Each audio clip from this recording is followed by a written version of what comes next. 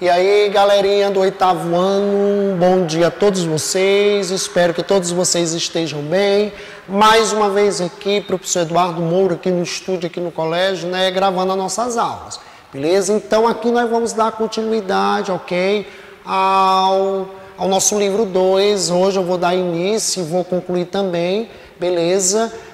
O nosso capítulo 2, que tem como tema o chamado período regencial, né? Esse período da história tão conturbada do Brasil, né? Esse período de apenas 9 anos, mas que foi um período extremamente agitado.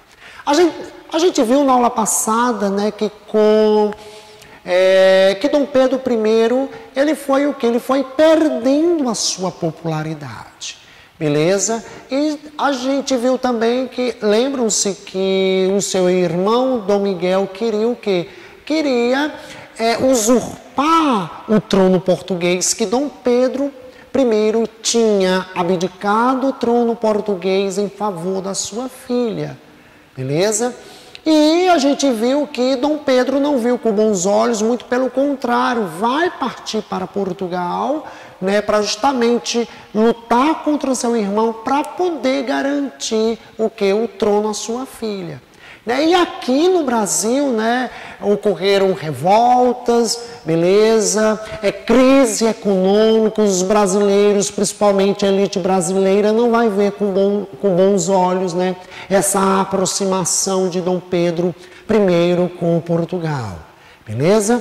Então, tudo isso vai fazer com que Dom Pedro I perda a sua popularidade.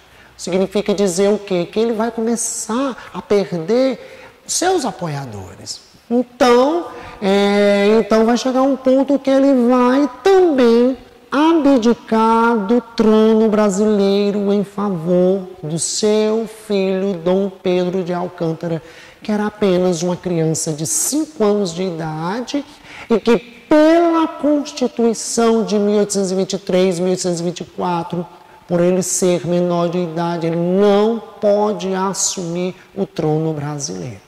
Mas lá no texto constitucional diz que se o imperador abdicar, se seu herdeiro for menor de 18 anos, presta atenção, isso aqui é importante, uma regência deve governar, uma regência trina. Significa dizer o quê? Que o poder executivo, isso de acordo com a Constituição, deve ser exercido por 3 pessoas. E é isso, meus amores, que vai acontecer, beleza? Porque a maioridade de Dom Pedro, né, de Dom Pedro, que depois vai ser Dom Pedro II, só vai ser alcançada lá na década de 40 do século XIX, beleza? E aqui nós estamos o quê? Nós estamos no início da década de 30, beleza? Estamos no início da década de 30 do século XIX. Então vamos lá. Período regencial, né? Que vai de 1831 a 1840, caracteriza um período de grande conturbação no Brasil.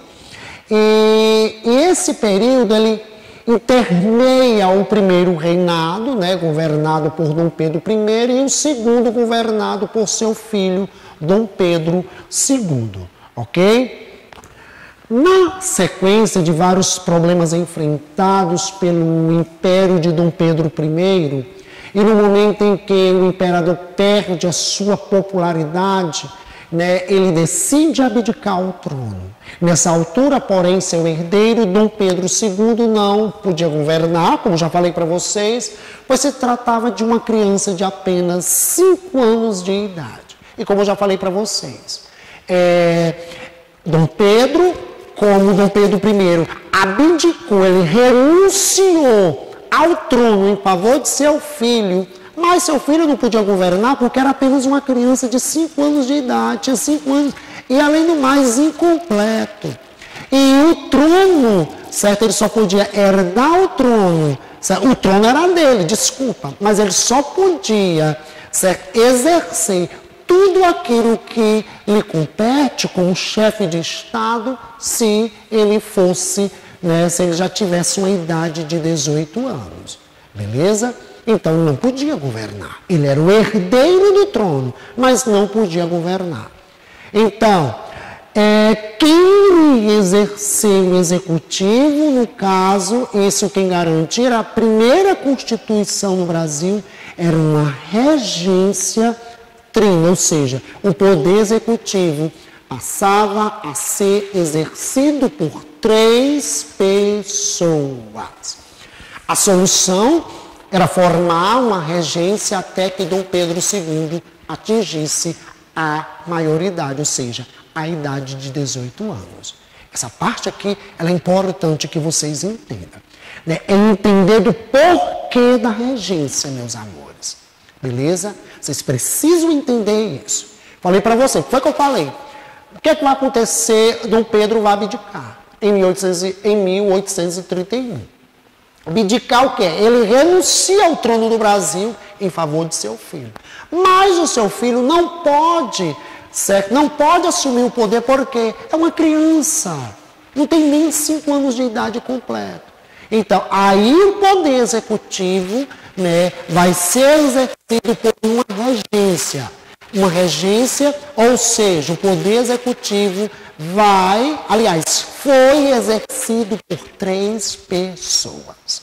Então, daí o chamado período regencial. Isso é bom que vocês compreendam. Que esse período ele vai de 1831 até 1840. Meus amores, foi um período extremamente conturbado da nossa história, que vocês vão ver. Lá no capítulo 3, as várias reformas, as várias revoltas que irão ocorrer nesse período e que essas revoltas, elas vão ultrapassar ao chamado período regencial. E preste atenção, e é interessante que nós vamos ter revolta, menos no Sudeste nós não vamos ter. Porque lá era a sede do poder central. Nós vamos ter revolta no Sul, como a Farroupilha. Mas vamos ter revolta no Norte, como a Cabanagem no Pará.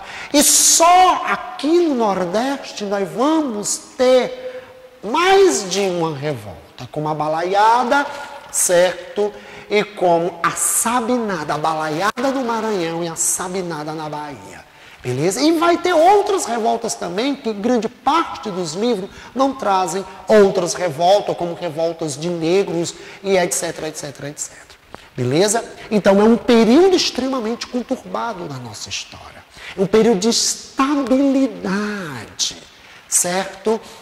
Então vamos lá dar prosseguimento, né, ao nosso tema. Então, as regências, nós vamos ter, o período regencial, ele pode ser dividido em, nós vamos ter, a primeira regência vai ser a regência trina provisória. Então, Dom Pedro abdica e logo quem vai assumir o poder no Brasil vai ser uma regência trina provisória, né? Essa regência vai ser de abril a julho de 1831.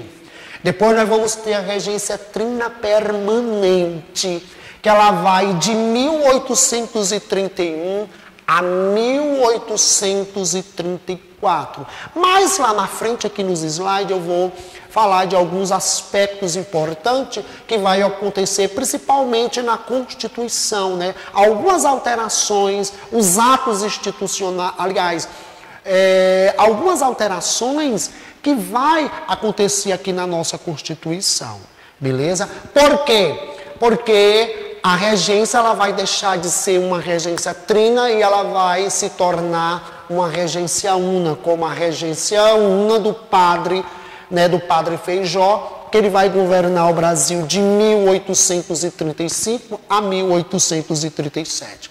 E por último nós vamos ter a regência una de Araújo Lima, né, que vai de 1837 a 1840. Como falei para vocês, é um período curto da nossa história, mas é um período extremamente conturbado da nossa política. Beleza? E esse período, preste atenção, que isso aqui é bastante interessante.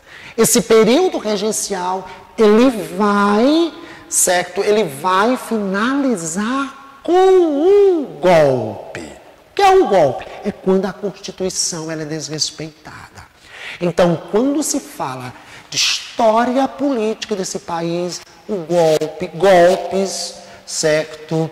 Podemos dizer assim que golpes, eles são, né? Aliás, os golpes são uma constante na história política desse país, infelizmente.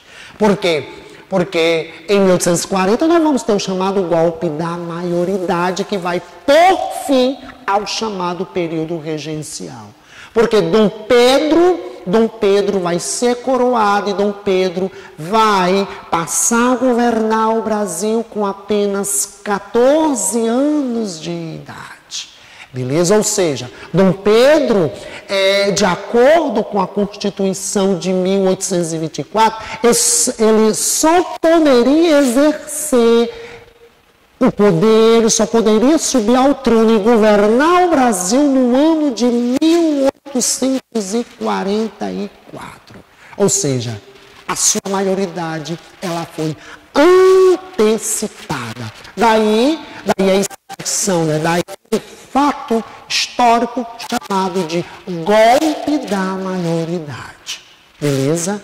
Por quê? Porque a Constituição ela foi desrespeitada. E quando ela é desrespeitada, nós temos um golpe. Beleza? Então é interessante que vocês também compreendam o que é o golpe. Ou seja, a carta máxima, né?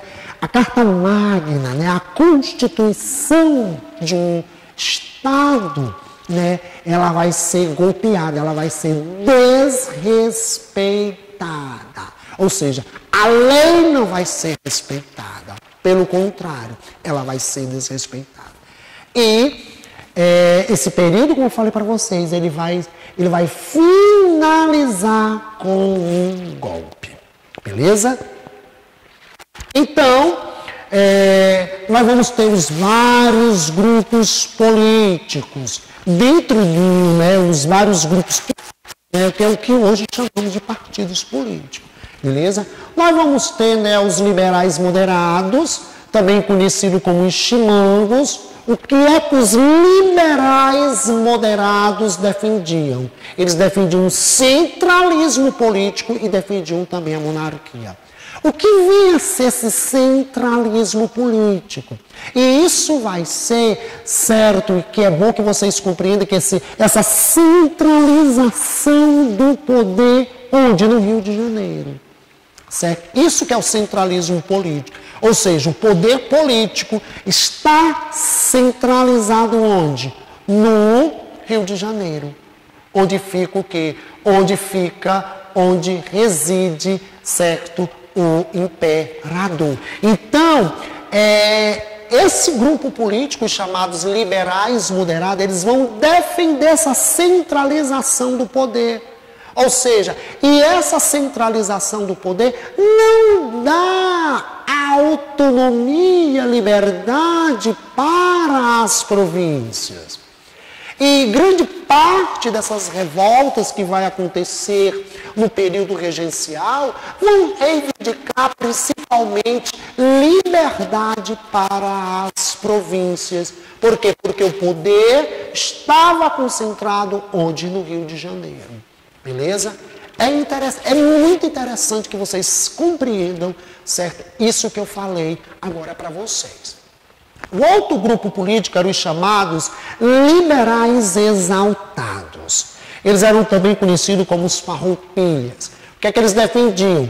Eles defendiam a revisão da política e defendiam também o fim da monarquia. Gente, meus amores, preste atenção a uma coisa. Nesse contexto, de emancipação política da América Latina, o Brasil foi exceção. Porque grande parte dos países que vão surgir, dos estados que vão surgir na América Latina, que vão se emancipar principalmente da Espanha, porque grande parte da América Latina são colônias espanholas. Não, esses vices reinados vão se tornar o que? Vão se tornar estados independentes em relação à Espanha e não vão adotar como forma de governo uma monarquia, como aconteceu aqui no Brasil. E sim, vão adotar como forma de governo uma república. Beleza? E nós vamos ter também, né, os chamados restauradores, também conhecidos como os caramurus, né, que eram contrário à reforma política e era a favor do regresso de Dom Pedro I. Então, aqui nós temos o quê? Né, aqui nós temos, né, nós temos um quadro dos principais grupos políticos, que é o que hoje nós chamamos de partidos políticos. Beleza? Os liberais moderados, exaltados e os chamados restauradores. Beleza? Então nesse período,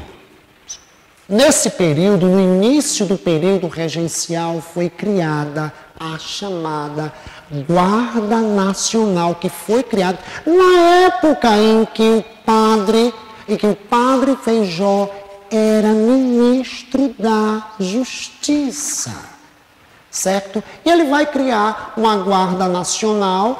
Essa Guarda Nacional, preste atenção nisso aqui que eu vou falar, ela tinha como principal finalidade, como principal objetivo, desbaratar, sufocar, certo? Suprimir todas as revoltas que ocorressem. Isso principalmente visava a garantia da integridade nacional. Era o principal objetivo da criação da Guarda Nacional. Essa Guarda Nacional, meus amores, ela só irá ser extinta lá no século XX. Beleza? Onde no civil ele poderia alcançar a patente de coronel. Beleza? Como ainda hoje, né, quando eu era criança, né, na época, né, dos meus avós, dos meus bisavós, né, era muito comum, né, um grande fazendeiro que tinha grande influência política, né, ele ser chamado de coronel. Porque o civil, na época da Guarda Nacional, em que ela vigorava, ele podia alcançar essa patente de coronel. Beleza? Então, no ano de 1834, nós vamos ter um ato adicional à Constituição de 1824. Presta atenção, um ato adicional, ele vai adicionar algo na Constituição que não existia. Não é um golpe, é um ato que vai adicionar algo na Constituição que não existia. Beleza? Então, esse ato, certo? Aqui nós vamos destacar o que este ato vai adicionar à Constituição. Quais são as principais características desse ato adicional? Nós vamos ter, a partir do ato adicional de 1834, as províncias, esse ato ele vai... Então, como eu estava falando para vocês, quais, né, as principais mudanças do ato adicional à Constituição de 1834. Então, esse ato ele vai dar o quê, meus amores? Vai dar maior autonomia para as províncias, maior liberdade, maior independência para as províncias. Isso é o que significa a palavra autonomia. Foram criadas, certo, as assembleias legislativas provinciais e os deputados eram eleitos por 2 anos. Ou seja, a partir desse ato adicional de 1834, as províncias passaram a ter poder legislativo. Isso é bastante importante. Os governos provinciais podiam criar impostos, contratar e demitir funcionários, a regência, né, de trina passou a ser una, o regente seria eleito por voto secreto para um mandato de 4 anos, foi extinto o Conselho de Estado, o poder moderador, lembre-se que eu falei do poder moderador, que dava poderes absolutistas, né, a Dom Pedro I, né, o poder moderador, que é uma prerrogativa somente do poder executivo. Lembrando a vocês que a Constituição de 1824, ela criava 4 poderes. O 4º poder era o poder moderador. E o poder moderador, certo, com este ato, ele passou a ser uma atribuição exclusiva do imperador, que era uma atribuição exclusiva do imperador, ele foi suspenso. Ele foi suspenso justamente ou seja, o que é que isso significa? Que os regentes, eles não podiam se valer desse 4º poder, beleza? Isso aqui é bastante interessante que vocês compreendam. Vai ter a criação do município neutro do Rio de Janeiro, a capital da província do Rio de Janeiro seria a cidade de Niterói. Então, todos esses pontos que eu citei aqui para vocês são as mudanças que são introduzidas na Constituição de 1824 por meio de um ato adicional, beleza? Já no ano de 1840, nós vamos ter a chamada Lei Interpretativa, certo? Do ato adicional, né? Em 1837, sem apoio político, né, de Diego Antônio, Antônio Feijó, renuncia ao cargo de regente único, assume então Araújo Lima, um conservador. Araújo Lima defendendo ele como um conservador, o que é que ele vai defender? O fortalecimento do poder central. Ou seja, o poder está concentrado onde? Lá na capital da província, que fica onde? No Rio de Janeiro, certo? Com o objetivo de quê? De acabar com as rebeliões nas províncias. Por isso, os legisladores promulgaram a lei interpretativa do ato adicional.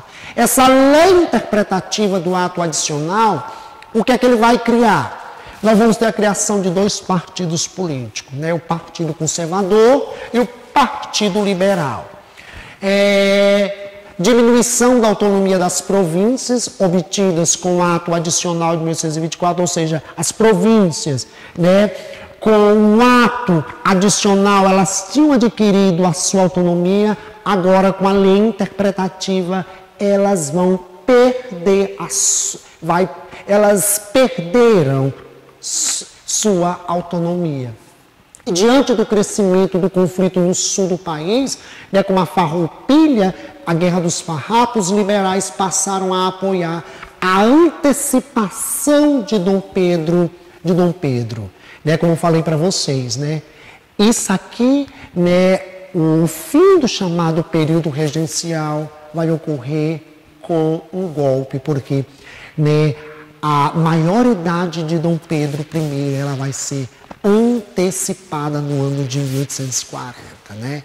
Então, nós vamos ter fim do chamado período regencial e dar-se início a um outro período da história imperial do Brasil, que é o chamado Segundo Império, em que Dom Pedro II vai começar a governar o Brasil com apenas 14 anos de idade. Então, espero que vocês tenham compreendido a aula, espero que vocês tenham gostado da aula. Um abraço virtual em todos, tudo de bom para vocês. Tchau, tchau, meus amores.